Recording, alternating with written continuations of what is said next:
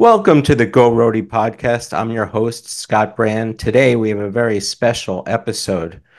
We're going to be like a fly on the wall of a Dan Hurley practice or maybe a locker room speech. And why? Because we have Eric Youncofski here. Eric, how are you?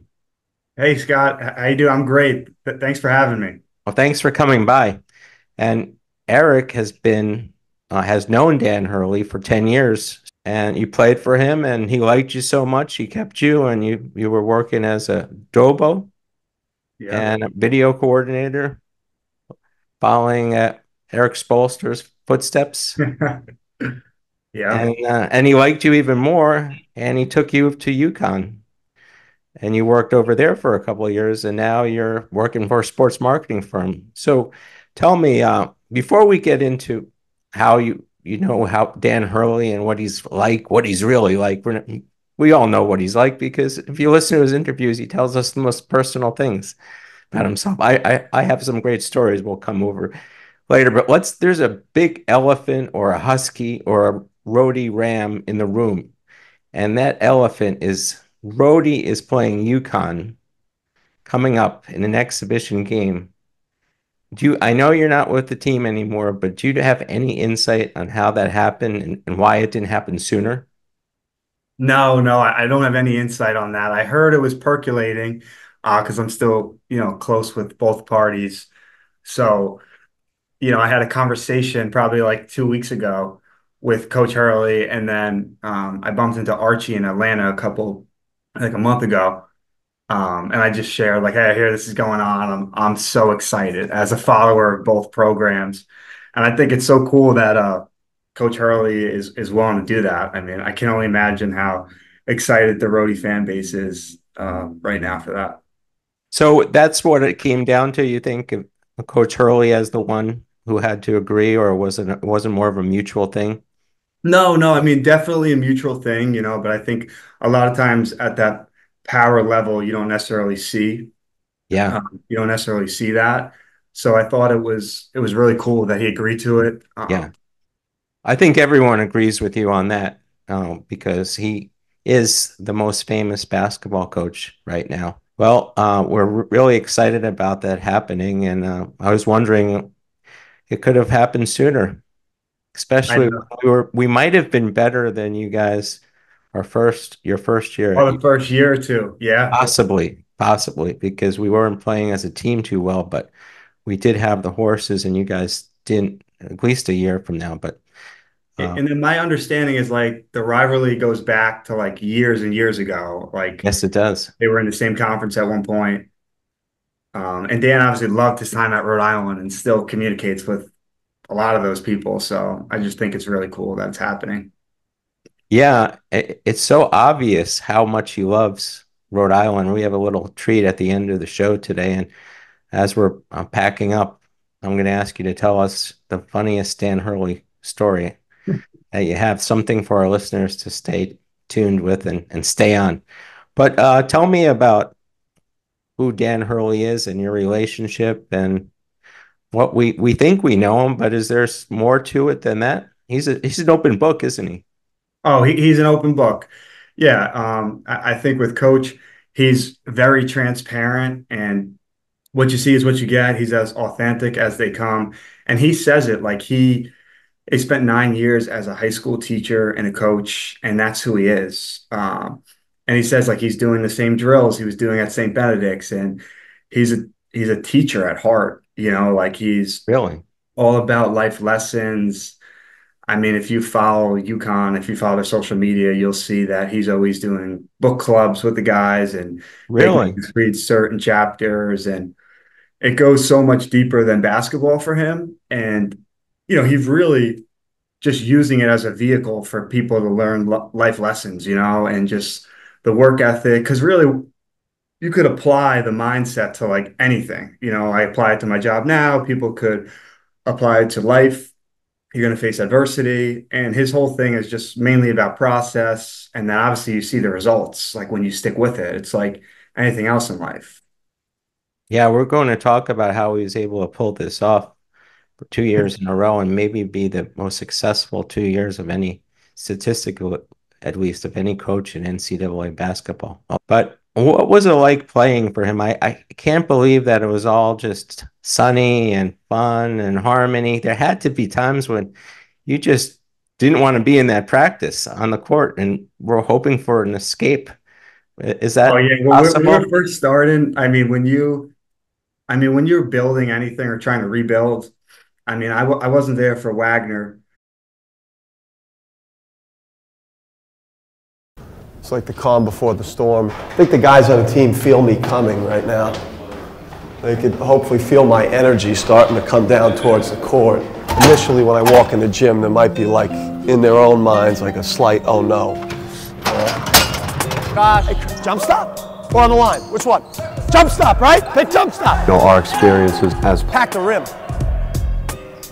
John, that's getting punched. Hey, you guys got put on the line the last time. You were dreadful. Big dribbles. You counting teammates' dribbles, or you just standing there resting, or you engaged in everything? Box rotation. Come on, Chris. We're running, we walking. Let's go. You got to be a high character guy. If you're not going to be able to play here. The way we practice, the way we train, what I demand of the guys. So you have to be a special type of kid to come here and play for us. Hold up. What just happened? What just happened? Yeah. Bad defense, right? On the line. That's terrible. That's terrible. Is that how easy it's going to be to play against Wagner this year? Wasn't that way last year. That's why we overachieved. We're setting ourselves up to underachieve. Go. You don't deserve better.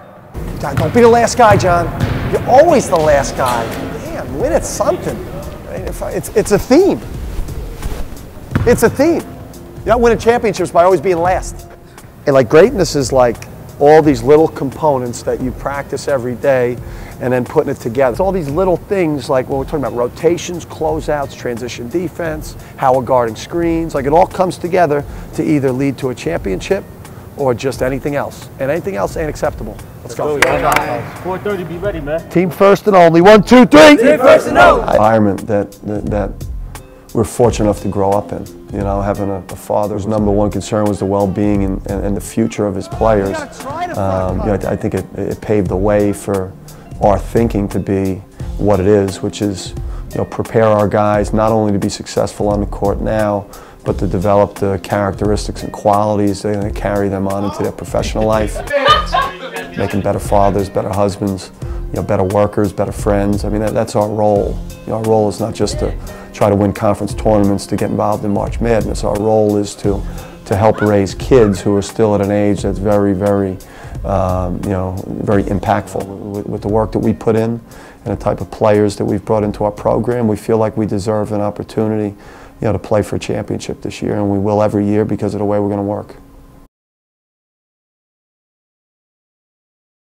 I was there for the beginning at Rhode Island and then the beginning at Connecticut. So I was in on the ground floor for both of those stops for him. And I mean, you have to set the tone and you have to set the culture.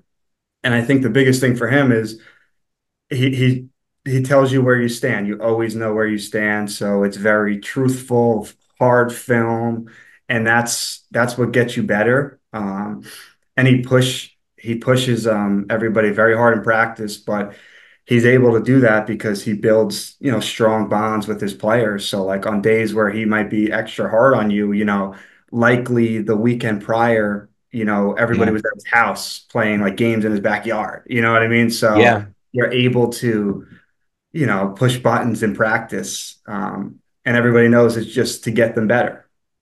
Yeah. He's very, in the recruiting process, he lays it out for like the players and the parents.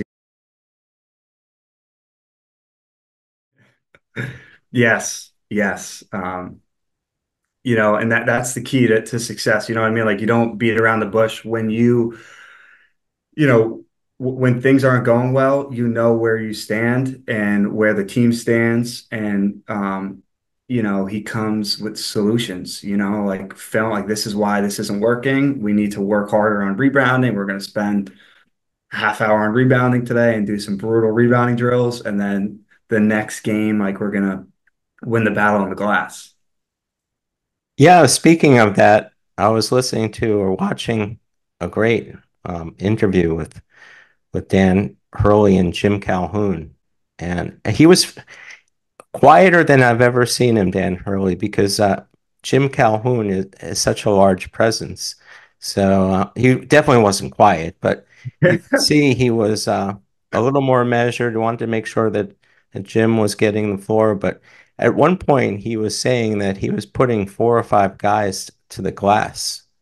Is that something you remember? Yeah, yeah, definitely. Yeah, his rebounding teams have, I mean, his teams have always been really good rebounding teams. Very aggressive offensively and defensively. Especially offensive rebound numbers have always been exceptional. So, I mean, he spends time Yeah. on all of that. You know, second chance opportunities are huge on offense. Get the rebound and put it back up. So he's so confident in your speed as a team. I saw times when Rhody was hesitant and they were getting out rebounded, and that was probably the reason because they needed to get back on defense. And a lot of Yeah. teams are like that, but Dan has confidence. Have you seen that backfire at all? It has to the point And where he has to sometimes, just. I mean, he, for the most part, I mean, there's always somebody, sprinting back for Mhm. defense. But there's always a method to his madness. Yeah. Well, that's what he was like in that. And also, why don't we warm up with a video? Are you familiar? I know you are with JV. Oh yeah. So Dan, was like a firecracker immediately, right? He came in and I met him the first when they introduced him and good firm handshake. And I was like, I'm going to like this guy. I can tell. And obviously I heard the stories about the Hurley family and I knew a little bit about him, but Dan is just, just intense, he's very, very, methodical. I know about everything he does, and I know he is also very superstitious. That's one thing I'll say about Dan is Dan very superstitious. I saw him that we lost so many games with him in that little corner at that in the corner three on the baseline over the years, and he started putting like burning sage and shaking it around that corner before games. Like, so that's the extent that he was like superstitious. But Dan was the best. Obviously, as I talked about earlier, he led us to the promised land. He achieved everything he said he was going to achieve when he was hired. And it was just so much fun watching, even though his first couple of years when we were struggling, right? Dan had to change the culture dramatically when he got here. And he did it brick by brick, blue collar style. He didn't cut any corners. And he was just a great guy, very sarcastic too. I would love interacting with Dan, and I remember him just giving me those looks. Like he would come out and I would be standing next to him before the national anthem before a game. And he'd look up and look at the crowd. And if, when we were really good and it wasn't sold out, he'd be pissed, right? That kind of speaks volumes of Dan. And we knew he was superstitious, but putting sage on, I know that corner, that's where I believe Stanford Robinson hit that game winner 3-pointer against Duquesne. So he's putting burning sage over there. And I went to a game. I hooked up with Coach Cox, and I said, "Well, can I meet Dan Hurley?" He's like, "No, he's got a whole routine of things that he does before a practice, and he is very superstitious." Have you encountered that as well? Seeing him, Yeah. First of all, big shout out to JV. I mean, he's incredible. isn't he? I came up to the UMass game. I brought my wife and my son up there. And they took great care of us. Rhody had us like courtside, and then like JV gave me a big shout out at like the under 8 media as if I was like EC Matthews. You know what I mean? I scored like 7 career points, and like he's like, "Stand up, Eric." That was awesome. So big Yeah, shout out to JV. But no, I mean the corner, Jack Gibbs got us. Davidson, they hit a big three against us in that corner, in that left corner, and then coach had to go with the sage, and He stuck That's with the it, best. man. It worked, and we carried it to Connecticut, and it worked. It definitely worked. That is so funny. Yeah, he has his own superstitions, and when UConn was about to win a championship, Andrea was folding his underwear. Yep, yep, How do I know that? Because he tells yep. national audiences that. So that is definitely JV. I saw you laughing too, Yeah, yeah. No, that and was his expressions are priceless, aren't they? When you're yeah. he's giving JV a hard time when there's a less than full crowd, isn't he? Well, I mean, I think that's the beauty of like Dan and having him as the leader of the program wherever he's at. He doesn't settle for things, and it's like he's going to put everything into the basketball team, and he makes everybody around him better. And I think anybody that has worked with him has said like he raised me to my highest level.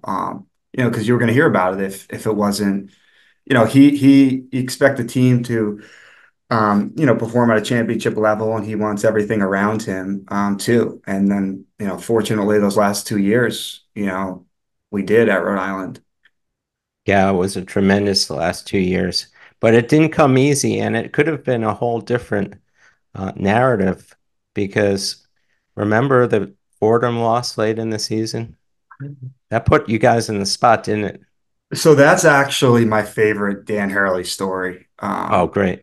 So I'm a that was our second to last year. So that was year 5 for Coach, and I remember that losing to Fordham at home, and everybody was saying that you had to win 9 in a row to and win the conference tournament to go to the NCAA tournament. And this was, I mean, obviously we had success in year 3, but then there was the injury with EC, Yeah. and then so this was like the big year, and we lose to Fordham at home. I And watched that game in LAX. oh, That really? ruined my life.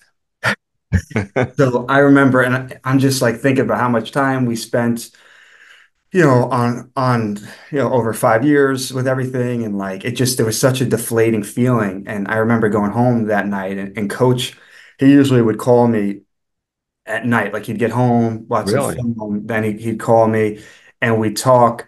And I had this empty feeling in my stomach, and he called me, and he goes, Eric, make sure everybody's in early tomorrow to watch film.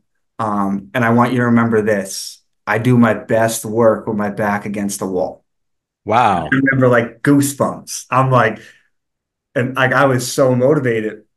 And then we raffle off 9 in a row and like go to the NCAA tournament. And I remember like EC, Jared, Hassan, like he had very honest conversation, not like, hey, it's gonna be okay, keep trying. It's like, hey, this is your careers right here. Like we have to, this is where we stand. And if we don't do something about it, like we're gonna be in trouble. And it was incredible. But that's my favorite. He was just so confident. Like I do my best work with my back against the wall. And now you transferred the goosebumps to me because it's just now, are you thinking that he's going to be able to pull it off after that? Before he called me, I was like, "Oh man, like what's gonna happen? I'm new to the business, you know." And Yeah. then once he said that, I was like, "Man, like I believe in this guy," and it happened, And he just doesn't allow. He wasn't going to allow that team to not make the NCAA tournament. Um, so if that meant that he was going to push buttons and be tough on people, he knew they would thank him later, because people like, you go on to have great professional careers because of, having successful college careers and playing in the postseason and getting exposure. So he felt like he owed it to them to push them, and they would thank him later, and they certainly do now. And it was similar pattern. I had Hoops Weiss on. If you're familiar, he's a Yeah. phenomenal mind. And he reminded me that something similar happened at UConn late in the season where you lost 5 or 6 games. And that would have had a heavy impact on your outcome for the rest of the season. And he did the same thing. Do you remember that? Is that Yeah. So I think that was 2 years when they won the two first years national ago? championship. Were you still there? I was not there. Okay. And I remember that. They lost like 6 in a row in January, Yes. Yes. and but they started off the season like 15 and up, and Yeah. then I think they lost one, or and they ended up losing a couple in a row. But I was thinking the same thing. I was like, because I had the experience with him. Like when you count him out, it's just like it's the wrong thing to do. Yeah. Well, was practice really hard that day? Because he's Oh known for yeah. like terrible practices for you. For the fans, they're great practice. That's his biggest thing, isn't it? Practices. Yeah, I mean, his philosophy is, make the practices harder than the games. So game night's almost like a reward. And That's right. That's what he said in the last interview with Jim Calhoun. It's a relief, he said, because the practices are so hard and so demanding. and he's in such a supportive role on game night with the play. Like he's like a corner man for a boxer. Like, like just hyping the guys up on game night. Um, because at that point you put all the work in at practice. It's gonna be what it's gonna be. You know what I mean? Um, so I think that all translates with the practice. Like it's more so like just every detail. If you're making mistakes in a drill or something, it'll be like start over, Oh, really? Yeah, it's not like, okay, we had an average segment. Like, that's not going to win a championship. Like, do we want to be average? Like, no, we have to start over. So like, and he'll come with that right out of the gate, like if you're lackadaisical and stuff. So, but people set like the players sense it. Now I was a walk on, but like we would, when you knew you had a tough loss or something, like you kind of sense the energy, like, hey, like we got to be locked in today. Coach is going to be turned up. Well, there's something about a walk-on that means a lot, and you're telling me about your relationship so early on where the coach calls you up and you're not even graduated yet. And Xavier, Oh, Archie's brother, was talking about that too. And he has the walk-on, I can't remember his name, but he's coming back this season. And he said it's so important that he's coming back. He's so integral to the team. So what you're saying is true, and I think the average fan just doesn't get that. You have to understand, maybe you have to even be on the team and play on a team and play college basketball Division I to really understand that. Do you agree with that? yeah, yeah. I mean, the walk-on role is so unique. Um, I think there's periods of times where like, you're on the scout team and you're learning the other team's plays, and then you have to know your own plays, and you're just like in the locker room, you're one of the guys. And then like I wanted to get into coaching, so I was always trying to spend time in the offices and then just reiterate their messaging to the players. And then as a walk on, it's like, maybe you don't get a ton of run during the game or even some practices, but if there's an injury, you have to be ready to, play like a big role in practice. And you just have to constantly be looking for ways to provide value, because like you're not going to score 20 points a game for your team. So like how else could you chip in? Can you, understand the scouting report? And like I was super tight with our players when I was a walk on, and I would, try to have a really good grasp on like what the other team was trying to do. So maybe when I'm on the bench, I could yell to them like the screen's coming on your left, and just Wow. try to do anything I can to help winning. I feel like Drizza Traore, the new player from Rhode Island, we were talking to before the podcast, who has played the same role at St. John's, and that's why Rick Pitino got cleaned house but kept Drizza, Yeah. who was averaging about 1.2 points a game. Well, now we have him, and maybe he won't average 6 rebounds a game or 10 points a game, but if he does what you're saying you were able to do, we didn't have that last year, I don't believe. Do you think we had that player on the bench that was doing that? I don't think so. Yeah, I'm not sure, but it sounds like he definitely would Hmm. an amazing addition for that this year.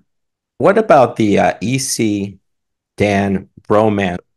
How did that happen? Such a strong relationship? Because what he has said, Dan, is that one of the biggest parts of his job is the relationship building with the players. But this one was relationship building coming on to where he was the dad and EC was his son. What happened with that whole thing? And I think it was the greatest thing I've ever seen. Yeah, I think the unique thing about Dan is like he's got a lot of compassion, just for everybody, not just players, staff, and he really does take on like a mentor type role, a father type role, for everybody, for all of us, like coaches, players, staff, for our careers, for the players, and their aspirations as professionals. So he does a lot for guys. Like I said, they're at his house on the weekends. But I think the EC thing, which was so unique, was he was like the first big recruit to come to Rhode Island in Dan's time, and it was a breakthrough moment. Like EC didn't have to choose Rhode Island. Yeah, Obviously, it was the perfect marriage, and like Dan, like when he recruited him at a high level and showed him like his plan, but like my understanding is that EC Matthews was like on an official unofficial visit to Connecticut, actually, or an official visit to Connecticut, and like ended up driving down to Rhode Island, like piggybacking off of that. that's And incredible. so like I don't think EC's like, he thought initially he was going to Rhode Island, and then he just clicked with Coach Hurley, and Coach laid out a plan for him. And I think that for EC, as it transpired, Dan, like the plan worked, and like Yeah. and then EC got injured, and like Dan had opportunities to leave, like Rutgers and things like that came up when like EC was injured. And I'll never forget that. Like he was like, "How could I do that?" Like EC Matthews is hurt. Like like this isn't how this ends here. Um, it's like he turned down like significant like money to stay and like fulfill his commitment to players. And so I mean, I just think that these student athletes, they're really smart. Like they know when a relationship is authentic, and like Dan's relationships are as real as they come. One of the pillars of Dan, and there's so many, is loyalty. And he was very loyal to Rhode Island, and he stayed a lot longer than any of the other coaches that won and then left immediately. And he was there for 6 years. He put in an extra year. I don't know what happened. I know we counter offered to Connecticut. I don't think there was any chance, but it certainly must have stirred his emotions when Thor came up with, I think, $3 million in that at time. Wow, yeah, yeah. I don't know the details on any of that, but I know that coach, like, he had a hard time leaving Rhode Island, and he Yeah, moved over it, and he went back and forth, and it was like, I mean, I didn't know what was going on, and I yeah. loved Rhode Island too, so it was a really interesting situation when that all transpired. We have so much respect for him because of that. And it was also hard for his wife, Andrea.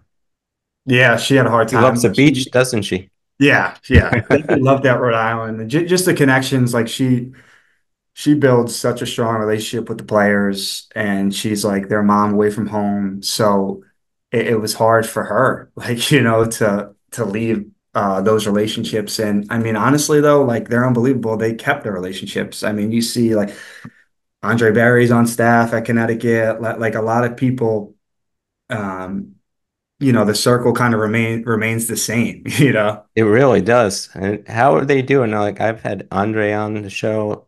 He was doing really well overseas, and then all of a sudden he's back, and I was so happy for him when Dan took him in. And then we can't forget Malik Martin, who to me is such a strong personality. At least it appears that way. I think he's ruffling some feathers in practice. I could be wrong. I know you're not there, but he's a I strong heard guy. he's awesome on the court. Yeah. Yeah. And Is then he? Yeah. honestly, I played with Hassan, and I'm Uh-huh. still tight with Hassan. So when that whole thing went, I was gone by the time he got there. But I remember Hassan calling me. He was so excited that his brother was going to be working with coach. What about the Oregon game with was Hassan? Obviously something was wrong. They're saying he's playing with one leg. Yeah, he was injured. They didn't So want to tell people, but yeah, I don't we, know why. I would have told everyone that. yeah. I don't think you're supposed to, but that meant a lot. So he really was injured. Oh, yeah. Yeah. I mean, like so Cyril played majority of that game. Yeah. But Hassan was such I mean, he gave his everything, right, to the program and like beat Creighton. He had an unbelievable game against the big fella Patton. Um, Oh yeah. so then I think for him, like, I mean, we were up in the second half too. Surreal played out of his mind. But these guys, like, they love Rhode Island, they love Coach Hurley, and they love their teammates that they wanted to be out there. Like they didn't care that they were injured. It's remarkable. And wasn't that a breakout game for Robinson, Stanford Robinson, that game? Dan at The shots 21, he I really, made, wow. yeah, he was unbelievable. He thought he was still at Indiana, I think. So like the next year, like because like I think there was like an offensive rebound at the end of that game, and like we'd watch film on that for like the next year or two, like before practice. Like, okay, anytime you don't want to go get a rebound, you don't want to box out. Like just remember this. Like we could have went further into the tournament. Wow. Yeah. So coach is always finding creative ways to motivate people. Which play was that? I've watched that game. I always think Rhode Island's going to win when I watch it on video. Yeah, at the end of the And they game, there don't. was a close. I think we missed the box out. They got a rebound, maybe from a free throw or something, kicked it out for like a big three towards the end of the game. And I mean, so many things go into losing a game. It's not one play, but Sure. with some of the effort stuff, we would always kind of target like, well, that, it's one thing to miss a shot, but like, missing a block out or not being in the right place and help defense, like those are all controllable things. Yeah, I never thought of that. Going into the Lakers, I really didn't think he was going to take the job. And I just know loyalty, and he doesn't seem to like change. Mhm. And he doesn't seem like an LA guy at all. Am I accurate in some of those thoughts or Yeah, I don't know what happened with that situation. I know that like I think for coach, he seems like he has aspirations to maybe coach in the NBA at some point, and yeah. he's just like there's nobody on earth like him. So like he would love that challenge, but I think he even though he won two national championships, as crazy as this sounds, like he probably feels like he has unfinished business, like he's like, well, I'm going to keep going here and just continuing to build this dynasty. And then I think like the player relationships is just like Alex Caravan came back. Like I'm sure that like that was on the front of his mind. So he says, okay, we'll wait till he graduates and then I'll get another offer and we'll wait for someone else to graduate. And sooner Exactly. or later, he has to leave, but you're right. And total loyalty. And it's funny that you mentioned he always has unfinished business because Jim Calhoun asked him in an interview, if you feel like you've done everything. And he looked at him like he was crazy and said, of course not. I don't. And he, So he's he's serious. Like I mean, he believes it. Like it's incredible. that's what drives him. And he's just a continuous learner. Like he's just it's all areas of his life. He's not just pushing people to be the best basketball players. Like he's pushing them to be the best people, the best student athletes, and he's always like remains a student. He's always reading. He's always watching film. He's always studying new offenses, defenses. And I mean, even with the staff, like yeah, you got to be on top of your game because like Coach Hurley on like a random Tuesday, he might be like, "What book are you reading?" Or like, Oh, "Hey, did you work out this morning?" And like it keeps everybody on edge. Like we have to be taking care of all aspects of everything. So we remain at the top of our games. the story will be that he's going to be at UConn. Tibbs will retire in maybe 3 years, and he'll take on the Knicks job, and we'll all live happily ever after. Although the NBA just doesn't seem suited for Dan because he can't control a lot of things. You have to leave that. Tom Thibodeau can't be happy with some of the moves that the Knicks have made in the past. A guy like that or a guy like Hurley, they'd want to do all the things, wouldn't they? It would be really hard for him to let I that. think I think Dan, Coach Hurley, like he adapts to anything, man. That's a good. Like he's so up for he's so up for the challenge. Whatever, whatever happens with his future, like Yeah. he's gonna be successful. Like whatever he does, he just doesn't allow himself to not be. Yeah. Well, some of the points I had to do research. I don't know why I had to do research because I watch every single second of Dan Hurley, read every article, and I still needed to do research for this podcast. But he was talking about relationship building, like you said. Oh, this is how he describes his practices. Navy SEAL practices. Navy SEAL like practices. He just came up with so many. He exaggerates too. I'll give you two. He said, and I know EC got hurt, but he said right away that EC is going to be in the lottery. Whether he is one of the best players or not, that's a very strong statement. Followed that with Fats. This guy is going to lead the Atlantic 10 in scoring someday.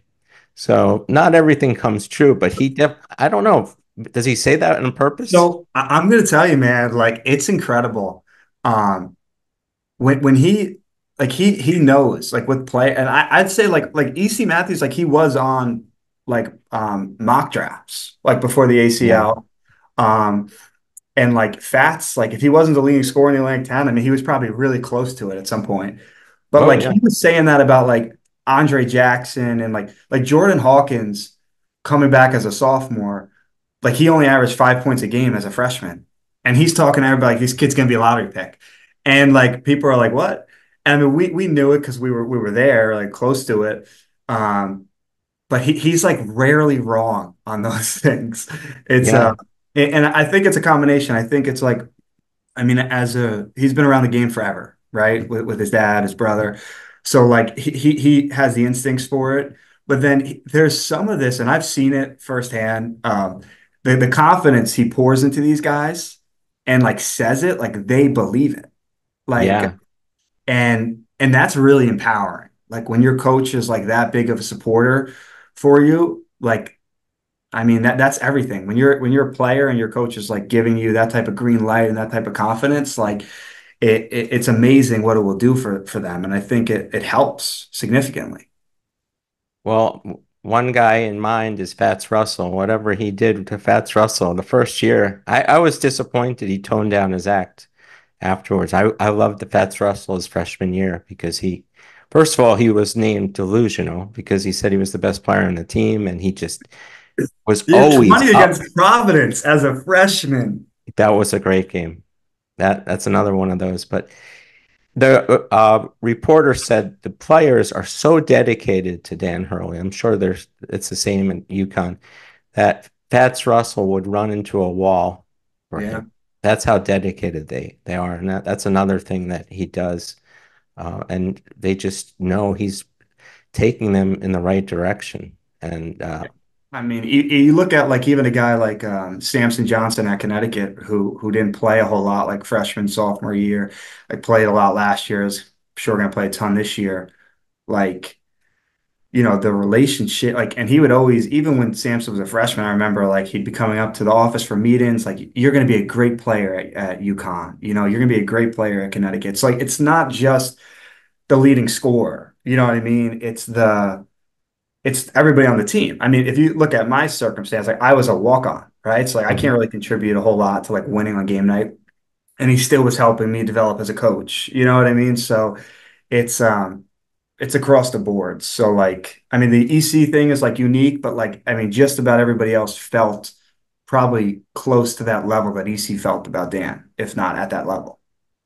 Yeah, and he was also talking about how the job consumes everything. Overall, how does Rhode Island look this season? I think they have enough talent, and you're gonna probably think I'm crazy to win the Atlantic 10. I know the players. I know the players coming in and the players that were about to have tremendous seasons, and that's saying a lot. But this team is loaded, and no one knows about it. What do you think of this Yeah, team? no, I mean, there's a lot of returning players, right? And that's crucial, right? And you think back, I mean, all the success that Coach Miller had at Dayton, right, in the Atlantic 10, and like he like I think he's doing a great job. Like it takes time to build a program, and continuity is huge. So I see that he has a lot of returning players coming back. Um, I think they're definitely ready to break through. I've had a couple conversations with Coach Miller. I actually wrote him a note like maybe like a month ago, and like he wrote me a note right back, like wrote me a handwritten letter back. He seems like really invested in the community and everything there. So, I mean, I'm super excited about it. I was at the UMass game that they won last year, and you could tell the buzz was Wow, there. what a game. And it's hard. I mean, it's very hard to build a program, and it seems like he's doing all the right things right now. And now UConn is no chance to win the championship like every season, but how are they? I can you can't count them out ever. And I'm not No, talking about to be good. I'm talking about to win the whole thing. yeah, no, yeah, UConn all the way, three-peat. When he's at there and he's about to play Purdue, you could feel the confidence. He did not look concerned at all. He knew sooner or later they were going to bust out, and it wasn't looking great for them early on, but you just stick with it, and these teams just can't keep up with the firepower that they have and the coaching. And Luke Murray should be coaching somewhere. He must be playing a very big part in the success of UConn. Yeah. Well, Luke was on staff at Rhode Island when I was there for a little Yeah, bit. Yeah, but, I mean, Dan has an incredible staff, but I think that's like what makes him so good is that he wants to surround like all of his assistant coaches could be or should be head coaches, right? And I think he's so open to ideas, Dan, that and he encourages everybody in the program to bring ideas. And I think as a leader, that's like one of his best traits. It's not like I need yes men around me. It's like, okay, what's an idea? We should do something different. What do you guys think? Let's try it. And he collaborates really well with those guys. Like they have a really good synergy, and obviously it's clicking on all cylinders. two more funny stories. He called JV a lunatic, and that was a compliment. I asked JV on another part of the show, and I said, to me, I would be happy with that. People asked me after the show, you asked this guy what he thought about being called a lunatic? That was like your first question out. I said, yes, because to me, It's a I think it's a compliment. compliment. And Oh to him, yeah. it Oh was yeah. too. And I'm like, well, Yeah. what if he just walked right off? Thank you so much, Eric. You did not disappoint. So No, I appreciate it. you came up with some unbelievable information, not just stories, but information. And no, Rhody's a special place, man. I still talk to a lot of people there, keep in touch with Thor, and obviously, I'm building a relationship with Archie, and he's doing a great that's job. great to hear that. Yeah, I mean, it's great. So I bumped into him a couple times, and he's always giving me the time of the day, and we've talked about the program, and I'm excited of the direction he's taking it in. Well, I always end this like this. When it comes to Rhody, it's always Go Huskies, go Rhody. Go Huskies, go Rhody.